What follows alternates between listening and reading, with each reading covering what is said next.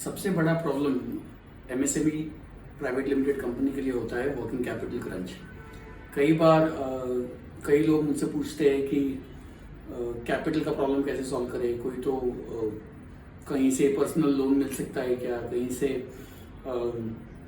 कोई फंडिंग आ सकता है क्या, कोई दूसरा इन्वेस्टर मिल सकता है क्या।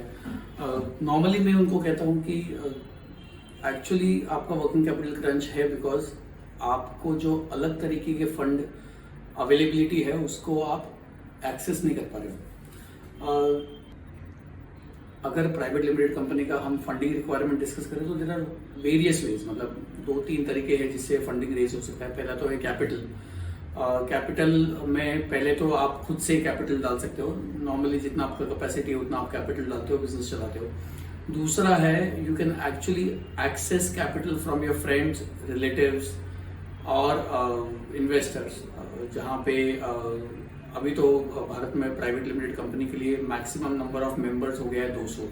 सो आप 200 लोगों तक जा सकते हो और आपके कंपनी के लिए कैपिटल रेज कर सकते हो। डेफिनेटली आप उसके लिए एक एडवर्टीजमेंट नहीं रेज कर सकते, डेफिनेटली आपको वो इंडिविजुअली करना पड़ेगा 1-on-1, but 200 member maximum private limited company में हो सकते हैं।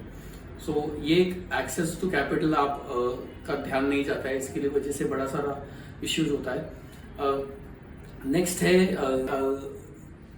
डेट। नॉर्मली आपको अगर पता नहीं हो तो एक प्राइवेट लिमिटेड कंपनी दूसरे प्राइवेट लिमिटेड कंपनी को डेफिनेटली इंटर कॉर्पोरेट लोन्स दे सकता है। प्राइवेट लिमिटेड कंपनी इंडिविजुअल्स से, मतलब कि अगर रिलेटिव नहीं है डायरेक्टर्स का या फिर शेयर होल्डर्स, तो उनके अलावा प्राइवेट लिमिटेड कंपनी इंडिविजुअल से पैसा नहीं उठा सकता है। बट अगर आप देखो तो आप inter corporate loans and advances के लिए जा सकते हो, जहां पे एक प्राइवेट लिमिटेड कंपनी दूसरे प्राइवेट लिमिटेड कंपनी या फिर एक पब्लिक लिमिटेड कंपनी दूसरे प्राइवेट लिमिटेड कंपनी को लोन दे सकता है।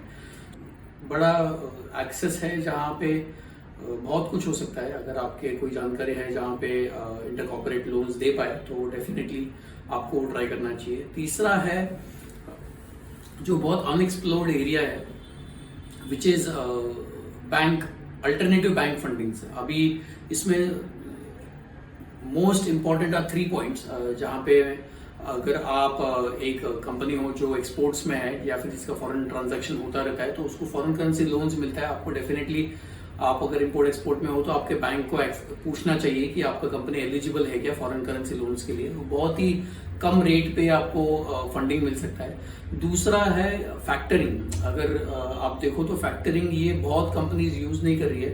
एक्चुअली फैक्टरिंग में होता क्या है कि आपके इनवॉइसेस के अगेंस्ट में कंपनीज आपको लोन दे सकता है, आपके इनवॉइसेस के अगेंस्ट में बैंक आपको लोन्स दे सकता है, जहां पे बैंक आपको अर्ली एक्सेस टू अमाउंट देता है।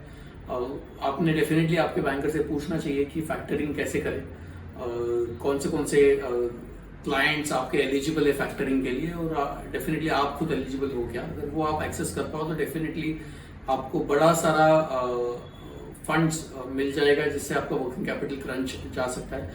और तीसरा है बिल्स ऑफ एक्सचेंज। कई बार आपका क्वालिटी ऑफ क्लाइंट अगर अच्छा हो तो बैंक बिल्स ऑफ एक्सचेंज भी अलाउ करता है, जहां पे आपको एक्सेस मिलता है आपके इनवॉइसेस पे अर्ली पेमेंट का। डेफिनेटली बैंक उस पर कमीशन चार्ज करता है, पर वर्थ द कॉस्ट, बिकॉज आपको वर्किंग कैपिटल रिलीज होता है और आपको एक्सपेंसेस मैनेज हो पाते हैं। तो इस पे हम डिटेल में डिस्कशन करेंगे 1 by 1 इन अ सीरीज, जहाँ पे पूरा एक सीरीज मैं बनाऊंगा जिसमें आप समझोगे कि कौन से कैपिटल को या फिर कौन से फंडिंग अरेंजमेंट आप कर सकते हो जिसकी वजह से आपको वर्किंग कैपिटल क्रंच दूर हो सकता है।